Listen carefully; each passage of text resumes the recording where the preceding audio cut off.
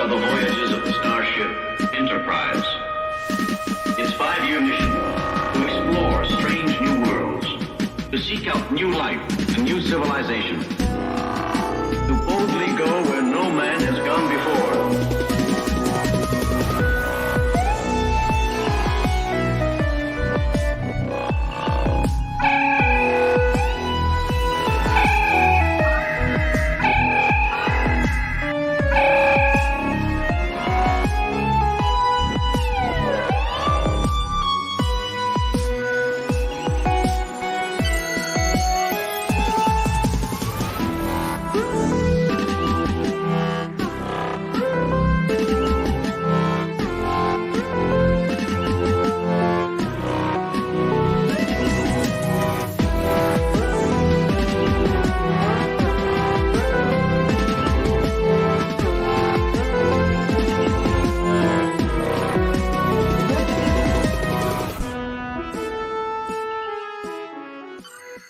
Hello, Star Trek fans, and welcome to the landing party. I'm your captain, Graham Nolan, Captain's Log 2404.23 today. And we're going to be talking about The Man Trap. This was written by George Clayton Johnson, who was a very prominent writer in the 60s and 70s. He wrote 8 Twilight Zone episodes, some Route 66, Honey West. He also wrote the screenplay for the Frank Sinatra Rat Pack film Ocean's 11, and he co-authored with William F. Nolan Logan's Run. So this guy had his chops, and we have some firsts in this episode. I like to cover those things first. This is the first time we see Uhura wearing the red tunic. You know, every appearance up to this point has been in the command gold. Spock is finally on model, about 99% of it. There's one point where Spock shows discomfort as Uhura is sort of hitting on him. Aaron and I were just talking about this backstage, and I wondered if that, you know, this is before they brought Nurse Chapel into the series. And they always indicated she had this love, unrequited love for Mr. Spock. And I wonder if they were exploring that with Uhura here, because there's a sequence where she's clearly flirting with him in a romantic way. And he shows, you know, he does the old, you know, neck thing here. So he's not 100% on yet, but it's a lot closer than some of the other ones. This is the first hint of Dr. McCoy's past, where we find out he had this lover, and for whatever reason, it didn't work out, and she married Professor Crater. The first time we see Spock's blood is green, when he gets injured by the salt vampire. We could see the green shade like a bruising on him. We also see some red on the cut, and the reason for that is, like we talked about in the cage, where the optical people were thinking that there was a mistake, and they tried to overcorrect it and turn the green Orion girl skin color, and they couldn't figure out why. You know, of all the filters they're using, why she's not green. Well, they were overcorrecting for it. They were color correcting. And they did the same thing here. they color corrected for the green blood, and so where the incision part is, it looks somewhat red, but there's still green on there. This is also the first Star Trek episode to air. This was the introduction of the series to the world. It appeared on TV September 8th, 1966, and this is what started it all, folks. I like this episode a lot, for a lot of reasons. George Clayton Johnson's script is really good. It started off, he was first handed a script called Chicago 2, and that was about a planet modeled after 1920 Chicago gangsters. And he just wasn't getting it. He wasn't able to make that work. So the Roddenberry's original idea, Mantrap was originally Roddenberry's idea, but he had handed off to a guy by the name of Lee Irwin, who he came up with the idea of a salt vampire, this animal that was a salt vampire, but it was pretty straightforward. It didn't have any of the nuances, and so he took Clayton Johnson off the Chicago 2 episode, which, by the way, merged with another script and became a piece of the action in season 2. So Clayton Johnson brought the idea of a shapeshifter into the story. He had used it in a shapeshifter in a Twilight Zone episode, and he thought it would probably work really good here. And the theme of this episode is really about the need of human companionship, per se, in general. And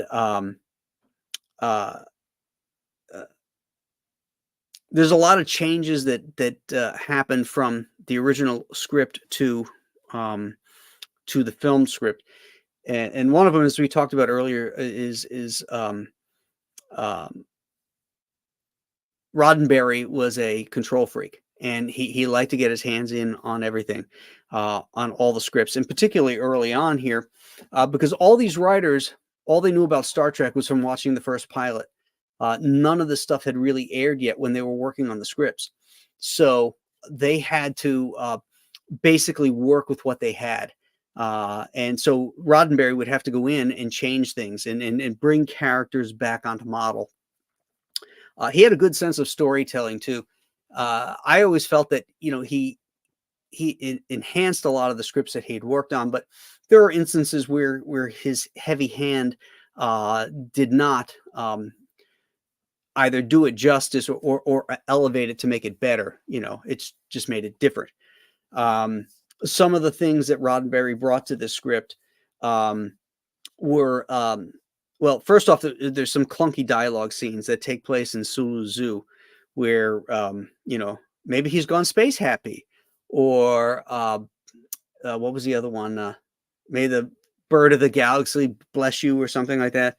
There was these lines in that sequence that were all written by Roddenberry, and they're really clunky. And Clayton Johnson hated that. But Roddenberry also brought to the script the ring markings on the victims, which I thought was really cool. Clayton Johnson's script had them glowing like an iridescent glow, the bodies. But I thought that marking on it looked really cool, like a plague almost. And it's sort of just, you just don't know what it is that's going on with these people that are losing all the salt in their body. The line where Kirk reprimands Bones when he says, well, maybe I was mooning over her, and he says, your former love life, it doesn't interest me, Doctor. I've lost a man, and I want to know why. Very harsh, but it's a great scene. It really is great. It's a great interaction between Kirk and Dr. McCoy. Also, the bit of dialogue where Crater gets stunned, and he says, he tells Spock and Kirk that his wife is dead. Well, how long? A year, maybe 2. He's not even sure of how long she's been gone. So that was a really cool line. And then when Uhura meets the black crewman and speaks to her in Swahili, that was Roddenberry as well. Again, a really cool sequence, I thought. The end of this of the original script was much more powerful than what was filmed, because Crater lives, and it becomes much more. He's a much more empathetic character when he lives. It also the creature itself, which we're told is this intelligent creature, is just trying to survive. But in the filmed episode, he kills the only person that's protecting it. It's like there's 430 people on the ship, and it's just trying to survive by getting salt. and it kills him. So that makes the creature a monster at that point instead of an intelligent creature that actually cared for this human being. But in the original ending, Crater does survive, and he spends the rest of his life on the planet searching for more of these unique and interesting creatures to see if there's any more of them alive.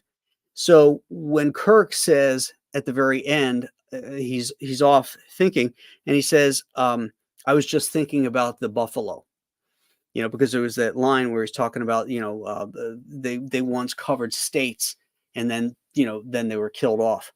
And it's metaphorical for this character. Now he's the only human being, just like the last of the buffalo, the last of these salt vampires. He's on that planet alone by himself.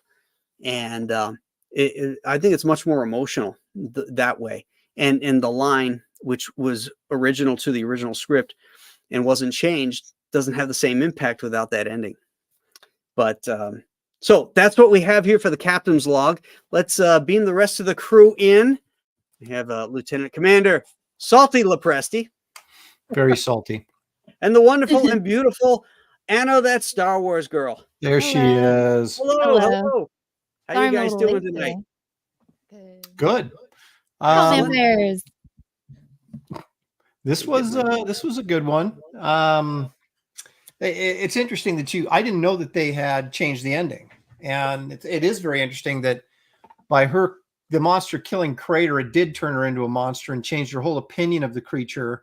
Because when they're in that sort of board meeting, not board meeting, but when they're meeting in the talking about the situation, and the monster is in disguise as Dr. McCoy, and sitting there really making a case for why they shouldn't hunt it down. It's an intelligent being. It has feelings. It's blah, blah, blah. And you're like, yeah, why are they, maybe they can work something out with this highly intelligent creature. And then it goes and kills the dude that's been protecting it and taking care of it. And you're kind of like, kill that sucker. Yeah, exactly. Well, it's also like, if you're intelligent, wouldn't you have been intelligent enough to use the replicators to get you all of the salt?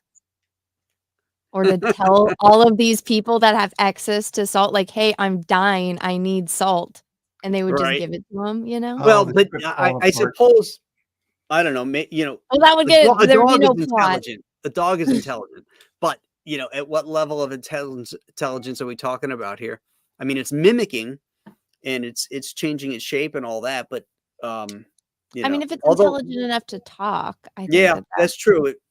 That's true. Like, form sentences and be sneaky like that. I mean, although it didn't seem to understand technology, because when he was crewman green, he didn't know how to get through the door. He's like, so like a child, it's got the same intelligent level as a child, and children lie to get what they want. So, I mean, if we would have just told him, hey, I'm a salt vampire and I need salt, nobody would have died. You would have lived. And it would have been a much shorter episode. Yeah. I kind of looked at it like, it wasn't a thing then like it is now, but these people having wild pets or wild animals for pets, right? They eventually turn on you. They go back to whatever their nature is, because that's driving them harder than whatever, level of intelligence the animal may have. And I just kind of got that with this creature was, because she comes on board as crewman green and has been trying to get salt that whole time and unsuccessfully. So probably pretty famished. And then finally just turns out, he's an easy target. He's right there. So it makes you kind of think that there was really no feeling involved. It was just a matter of survival. An intellectual perhaps relationship where this monster was really, its main concern was survival and not had necessarily any feelings for the guy. She clearly couldn't have, or she wouldn't have killed him. Well, sees him as food, like all vampires do with humans. True. Well, that was, I mean, it technically wasn't a vampire. That's what the script refers to it as. It sucks out salt, just like vampires suck out blood. It's a vampire. But it's an alien vampire. The overarching theme of the thing is about loneliness. It's about companionship. And Crater is alone on the planet, and the creature is alone, and they need each other. It's a symbiotic relationship.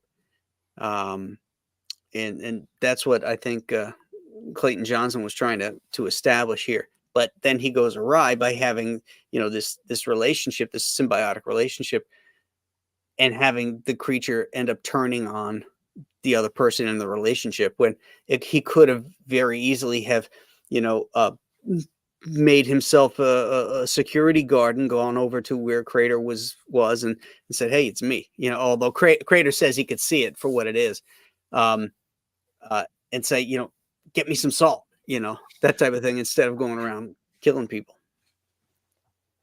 Well, I guess we've blown this episode up, but I will say this. It does, excuse me, it does have one of my favorite Kirk lines early on when they're doing the physicals and the first crewman's killed. He says, he goes, "I don't like mysteries. Mysteries give me a bellyache, and boy, I've got a doozy." Yeah. I like when McCoy calls up to the bridge and Kirk is eating, and he says, "Can't sleep," and he goes, "No." He says, "Why don't you take one of those red pills you gave me last week? You'll sleep." I like the way he says that. Yep. There was some good stuff in this. Like you had brought up the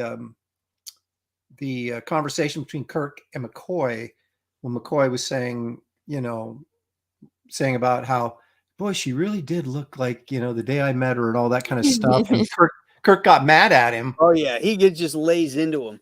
And then McCoy responds with, "Yes, sir." So it's like, yeah, we're friends, but that only goes so far. I'm still captain. You're still the doctor, and you still are under my command.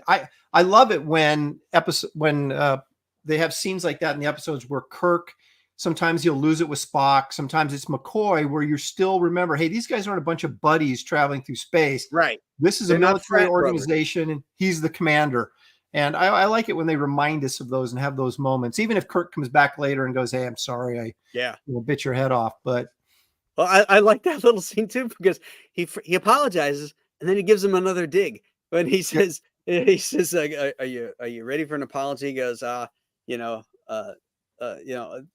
First he says, "I was wrong about that too." And Kirk says, "I'm not keeping score, Bones. Are you ready for an apology?" And he goes, "I don't know what keeps you from punching me in the face, but I tell you, maybe I was, fawning over her, that type of thing." And Kirk goes, "Maybe you were." And then they have that, like, the handsome woman line. But he wasn't really wrong. Yeah. What'd you say, Anna? Oh no, the handsome woman line that they repeat in the Next generation. It's like, she's a handsome woman, Bones, but 25. Yeah. I love that he goes, "No offense, doctor. She's a handsome woman. Hardly, hardly 25. 25 or whatever it was. Yeah. Yeah. A handsome woman she is. She has.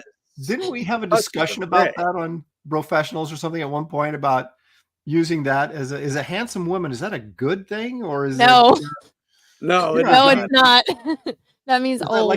Is that like a farm woman that works on the farm, and she's weathered, and I think it means you look pretty good for your age. Oh, is that? Well, you're a handsome woman. You're Anna. a handsome woman. Yeah. Oh God. Oh.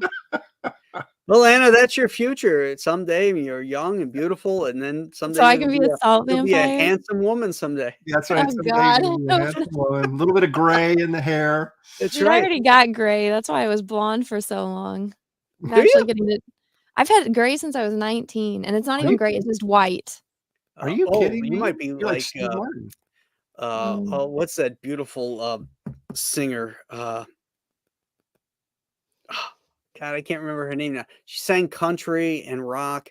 Emmylou Harris. Oh, that's right. Yeah, she had that long gray hair, right? Yeah. When she was Oh, I young. wish that I would have just it in one area. It's like sporadic. So gotta dye the whole thing. What else? What else about this episode that we like? You get to see Uhura in her red dress for the first time. Right. Yep, we mentioned that she's in her future red outfit forever now. I do like that scene between her and Spock. I think it's kind of fun, Hmm. you know.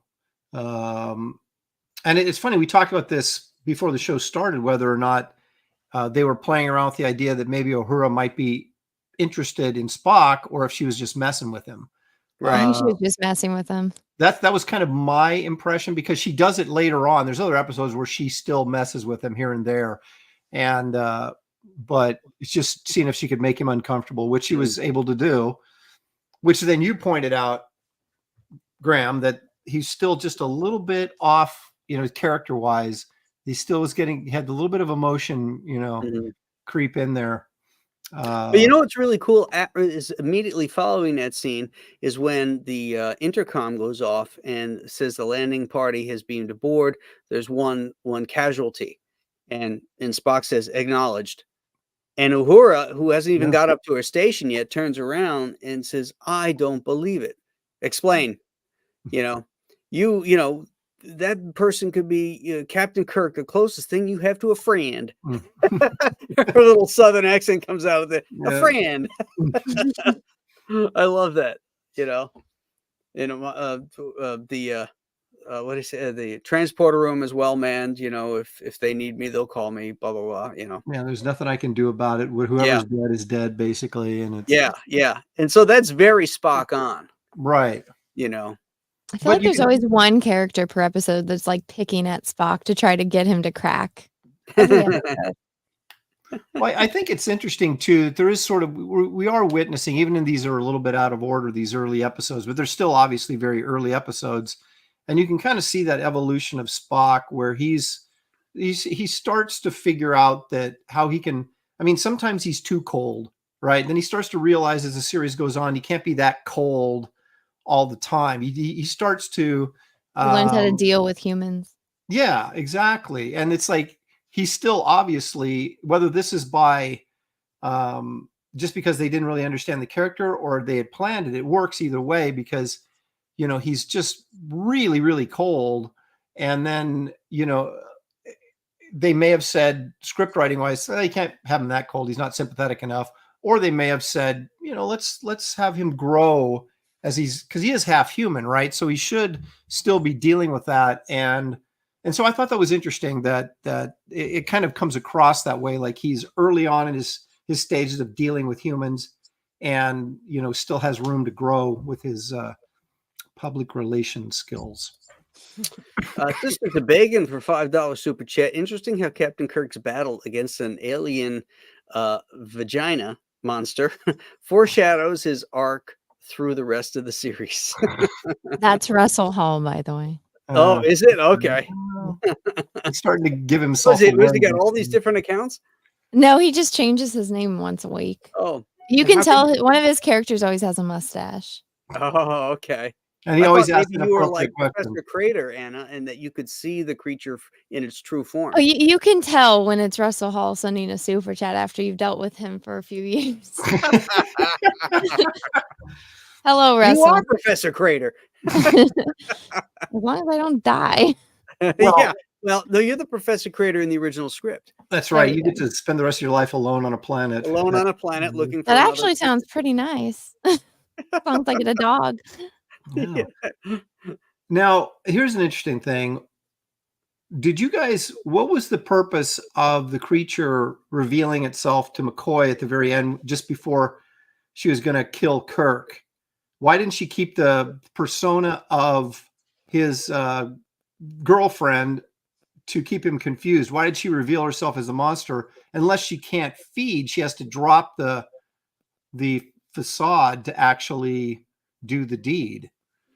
Well, I don't I think think that's it was so that because- way they could show off their fishing costume. Well, okay, yes, probably, but in a larger perspective, But story-wise. that's how we're seeing it. We don't really know that McCoy sees it that way, True. That's an interesting point. It could be. or that Spock that's there is seeing it that way until it's dead, and then it reverts to its true form for sure.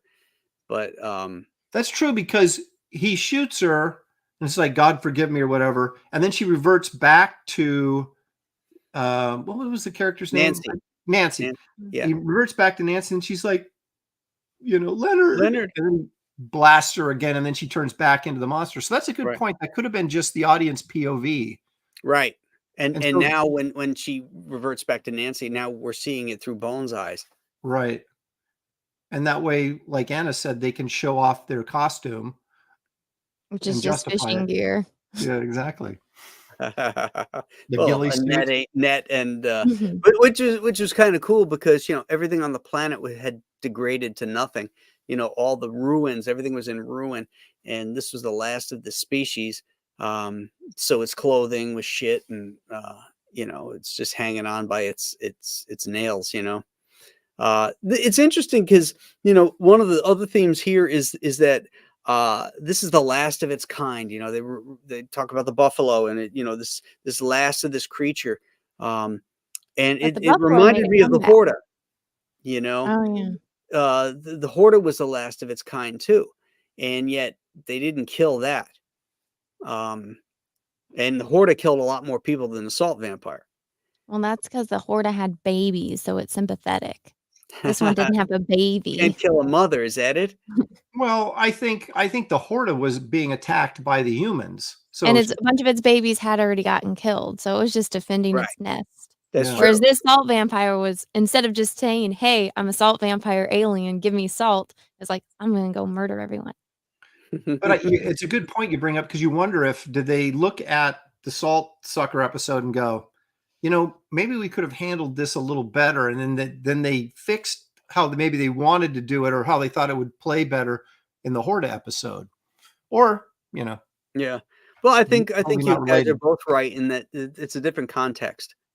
That the Horta was a victim of the miners, and was only protecting itself, whereas nobody was attacking the Salt Vampire.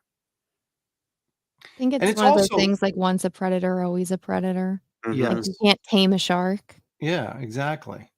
Right. And I thought it was interesting too, the scene where the Salt Sucker was McCoy in that meeting room, and basically the McCoy was saying that we should treat this thing with respect and don't kill it. It doesn't need to be killed. It could be An this, that, or the intelligent other. creature.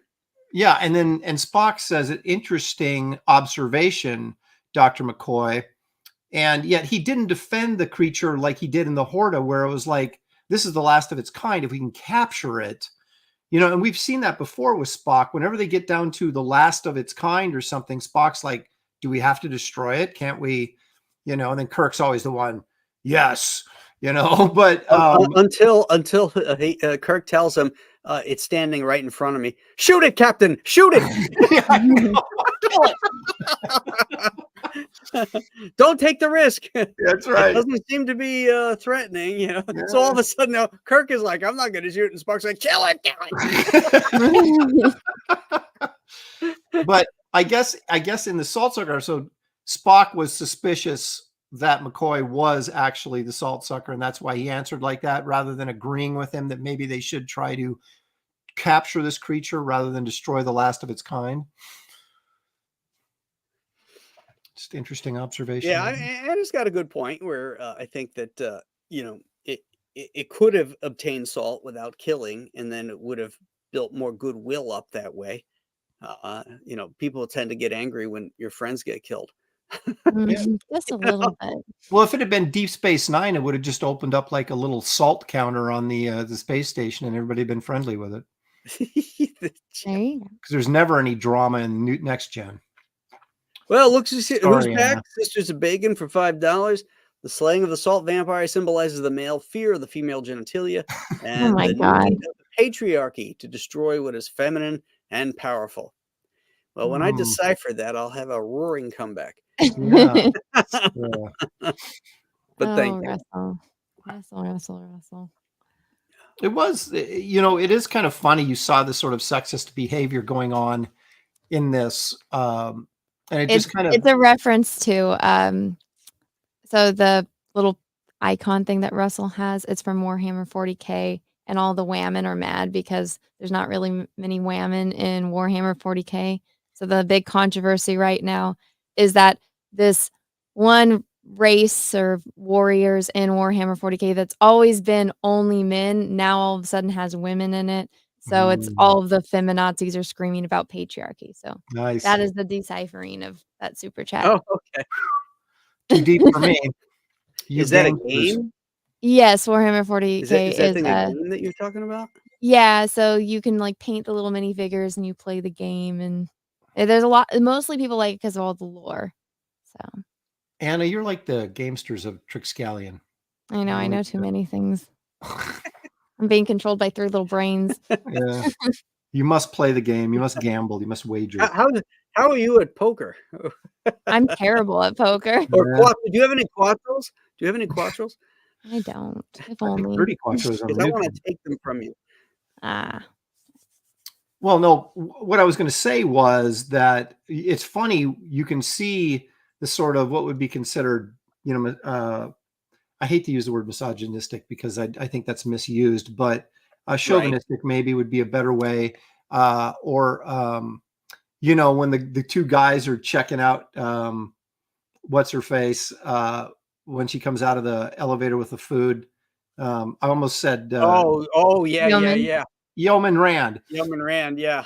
Like, I'd look like at, to have that as your personal yeoman. yeah, exactly. It's like just drooling out of his mouth, Yeah. that's not misogynistic. That's just boys being boys. Well, that's what I mean. I mean, people today would say that's misogynistic, and that's why I say it's misogynistic means you hate women, and that's clearly not a hatred of women. That's No. It may be chauvinistic. Yeah, that's right. That's why I think chauvinistic is a better word, but it's not. But I Anna's feel like absolutely right. The only type of sexism you get in this show is the one chick that hated Kirk that goes into his body. Oh, Like, the she last just- one, Turnabout She Intruder. hates men.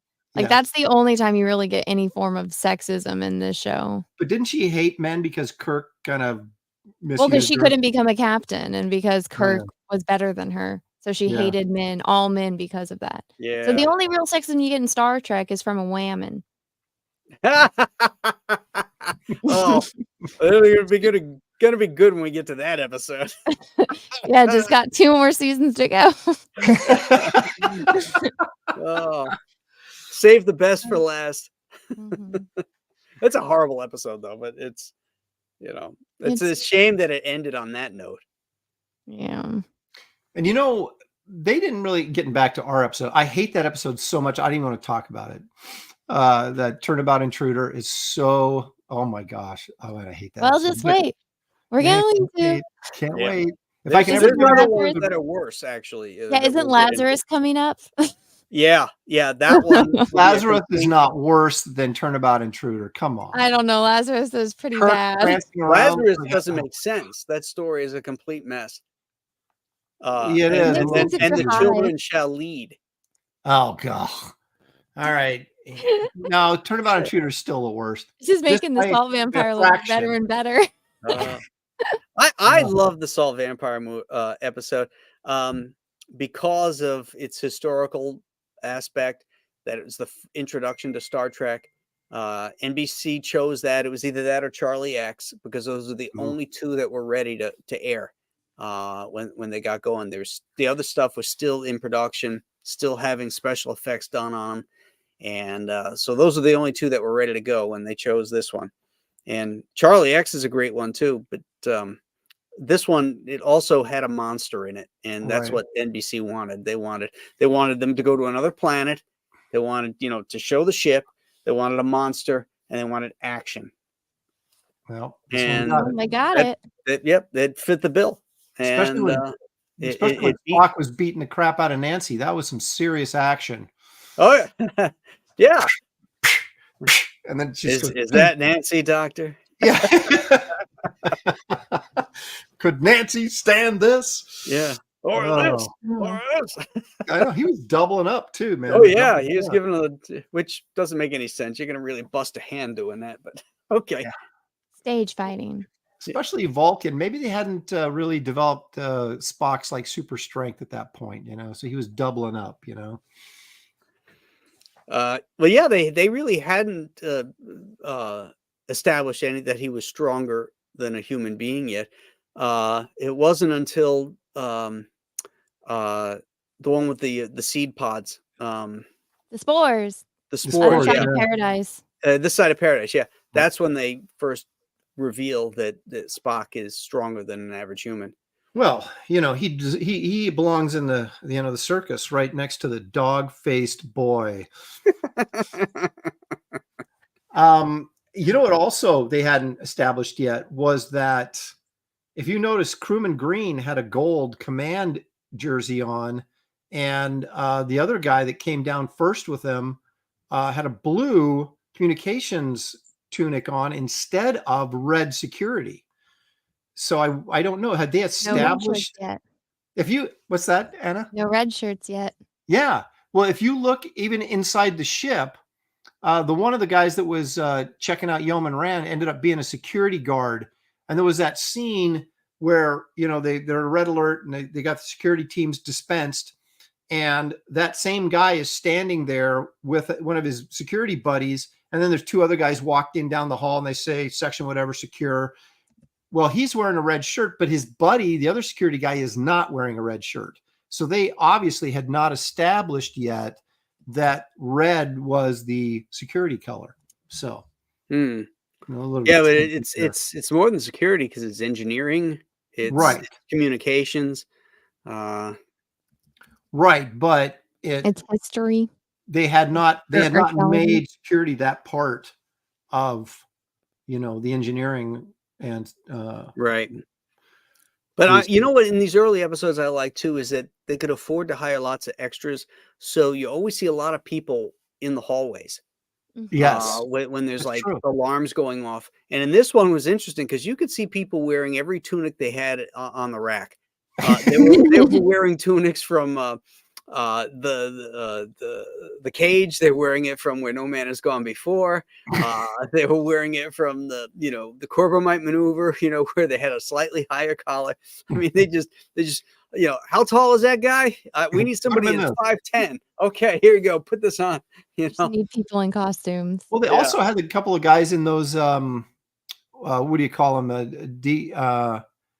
Remember the ones that they had when they went down to the planet and Yeah, in the naked time. the hoods or whatever they were called, Yeah. the decontamination, Yeah. uniforms. Yeah. They had a couple of guys in those. Some Yeah. guy with Crewman Green walked by one of the rooms when he was following Janice Rand. Somebody walked out of one of the rooms with one of those mini lightsaber things they used to carry around. Those Oh, glow yeah. pole, Yeah. and I went and like talked when to you them. see those people in the like recreational outfits. They're like these the girls have these like little pleated skirts on. They look like tennis outfits with sleeveless shirts, and the guys have these striped things. They look like they're going to go play tennis or something. Yeah. I always or go to the beach. Really, I always like that too. I thought that was kind of cool to see people that were off duty wearing their street clothes, if you will, on the ship Mhm. because it was so big. Well, that was a good point that I hadn't noticed before, but you're right. They had a ton of extras in this episode, just running around the hallways, There's a and lot you of don't necessarily always see that in the other episodes. Yeah, you might see one or two. Gab, thank you for that $5. Is A Australian? I'm not sure. Yes. It is? it is. Okay. Monster constantly talked about being hungry. If men stuck in the snow can eat their friends, then hunger could override any other monster feelings. Unless the monster was smart enough to tell people that can give it food, I'm hungry, I need food, or I'm going to die or eat you, then it would have lived and nobody would have died. Exactly. There was a couple instances where the monster could have just grabbed the salt off the tray and didn't do it. And you're kind of like, just get aggressive and knock Sue It's like, out are of you the way really and grab that the hungry salt. then? Or been like, hey, what's that? I'm losing my electrolytes in space, man. I need the salt. Dude, can I have that salt, please? And he'd be like, yeah, sure.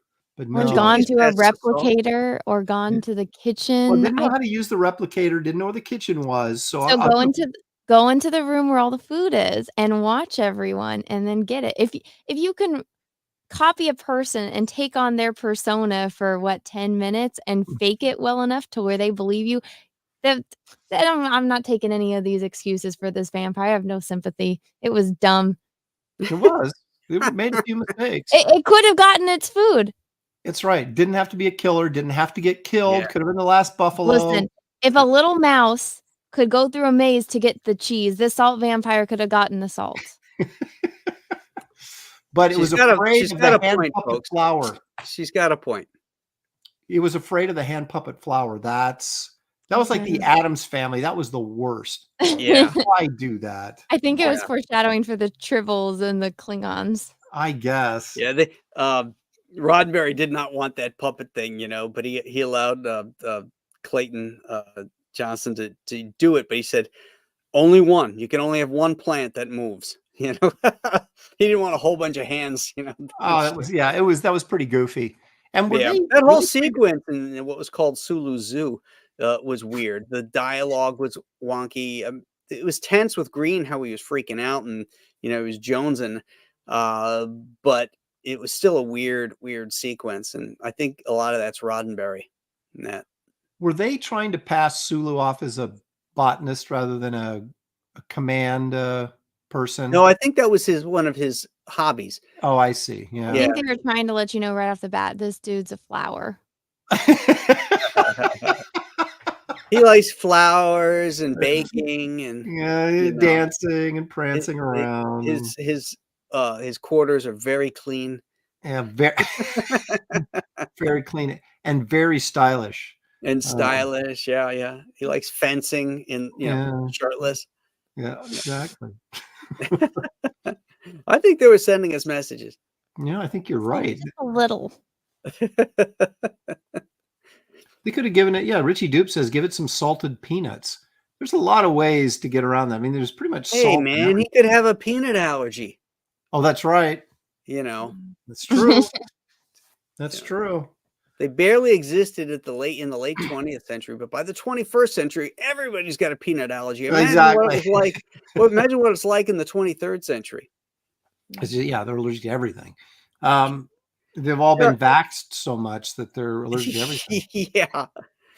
Hey, Paul Taylor, thank you so much, our friend Paul from Canada, for a $10 super chat.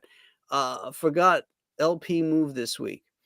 Landing party. They say the mind is the first thing to go, but I think it's the hair, personally.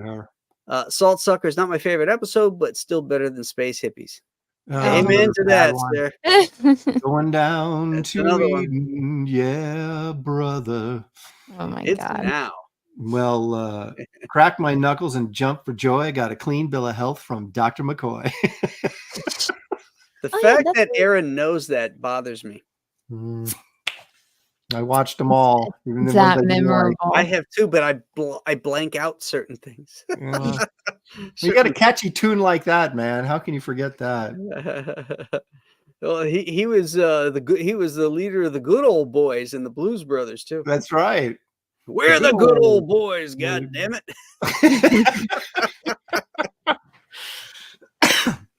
So funny. One of the interesting things also I noticed about this episode was, and I've done this myself before, but it goes to the character design. You have this creature that lives on this arid, high temperature, barren planet and covered with fur. It makes no sense. It wasn't The fur. Gorn should have lived on this planet, and then Kirk should have fought the Salt Sucker in the other episode.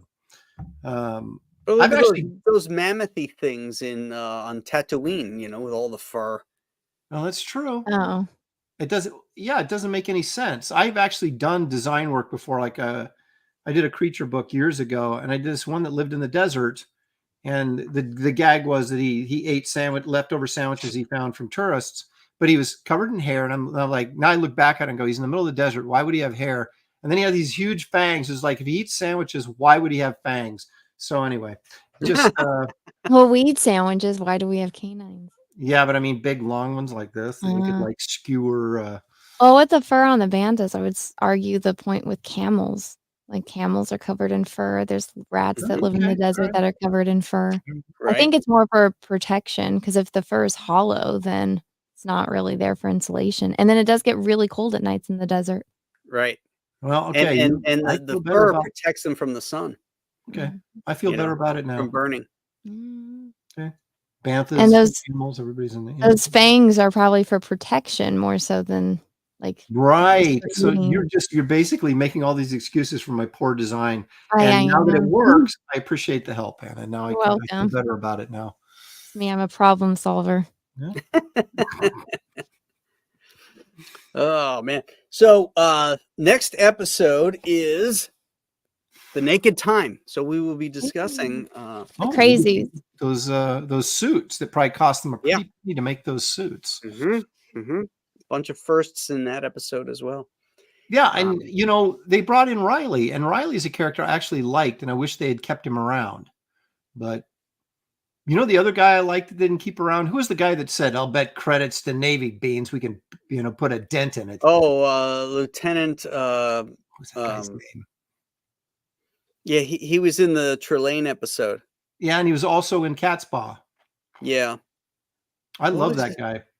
What was his name? Kind of a I square cannot jawed think of dude. it. Yeah, he's a He good was old- no nonsense. He was not a lot of fun. I could see why, That's why I liked him. Just bring him in every couple episodes to get all salty, It's a French name, isn't it? Isn't it a French name? DeSalle. DeSalle. DeSalle. Yep, that's There right. you go. There you go. Yeah. Yeah. Paul Taylor says Riley wasn't a great singer, though. No. More time. Take me home again, Captain.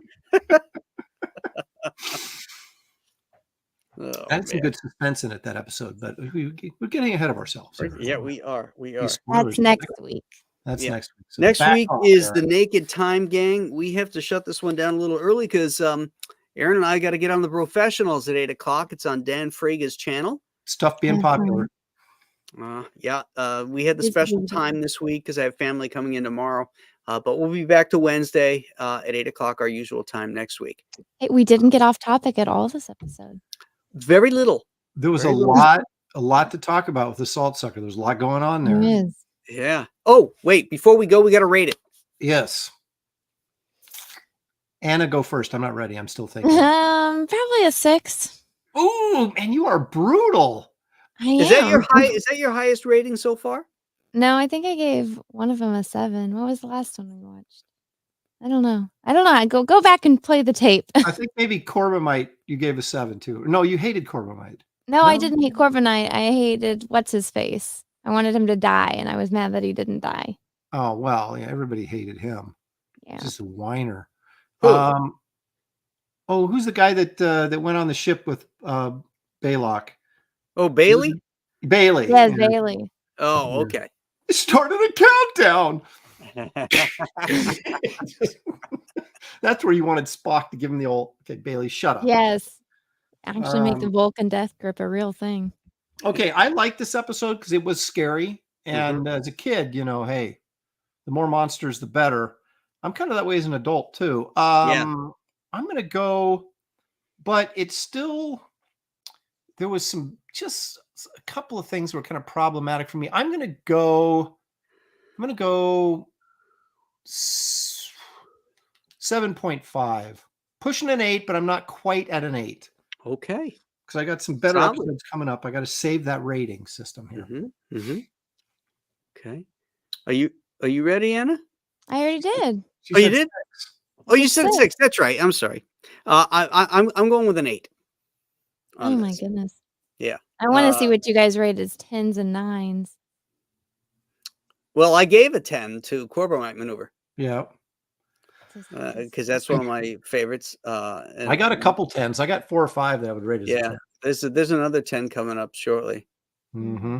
We probably got the same one. I know which one you're. Yeah. So, what's this?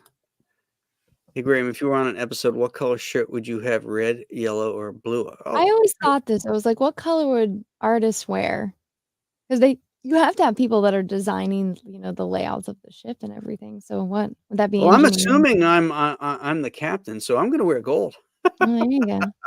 Well, the captain gets gold and green, so it's like you Yeah. get 2. I'm not much of a blue guy. I do like red, but I don't want to die every episode either. So,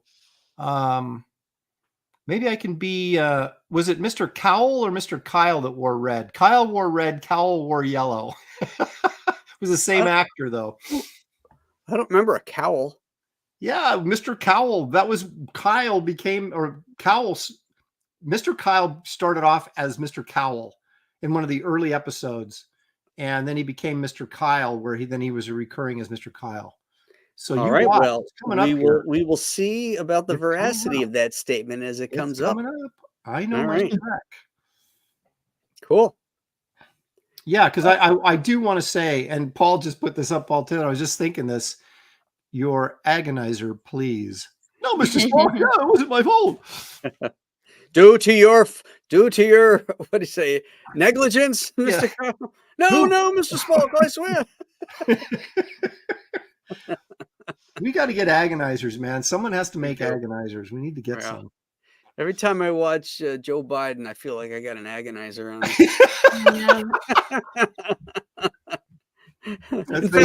In fact, I would rather have an agonizer than listen to him talk. You know, Oh my just God. he's coming on here.